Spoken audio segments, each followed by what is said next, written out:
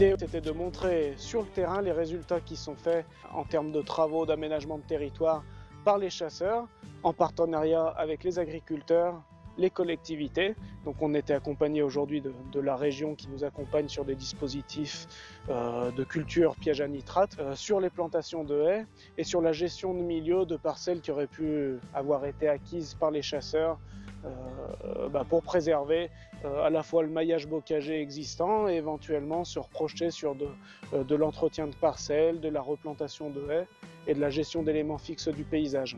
On met en place ce couvert qui se développe assez rapidement, on va dire de juillet à septembre-octobre, on a le couvert qui se développe et qui reste en place ensuite tout l'hiver. Normalement, arrivé au mois de février, le couvert il se dégrade par le gel. Parce qu'effectivement, ce sont des espèces qui ne sont pas faites pour être implantées en culture d'automne, c'est des espèces qui sont gélives. On va avoir donc le radis, ce fameux radis, plante qui a un effet alors à la fois structurant pour le sol, et puis c'est un effet engrais vert, c'est un bon piège à nitrate qui permet de capter l'azote qui n'aurait pas été exploité par la première culture, et qui pourra, une fois qu'il va se détruire, le restituer à la culture suivante. Derrière, on a de l'avoine, Ce qui est là. voilà. Donc on a aussi la vesse, qui est comme un petit trèfle, c'est pour le gibier et la faune en général, c'est très appétant, c'est très riche.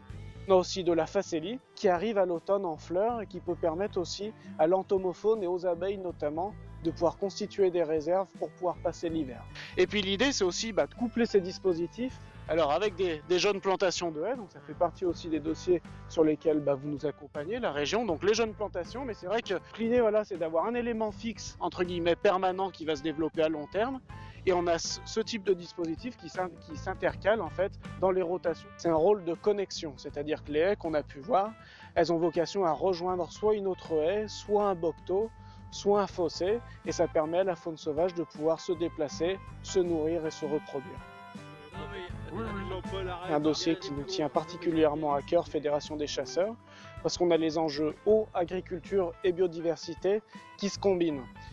Et d'un point de vue social, sur un territoire comme Dracé aujourd'hui, on a les agriculteurs, les communes, les collectivités, on va dire en général, les chasseurs qui travaillent ensemble. Donc là, cette cohésion qui est recherchée est efficace et les résultats de terrain qu'on a pu voir aujourd'hui en sont la preuve.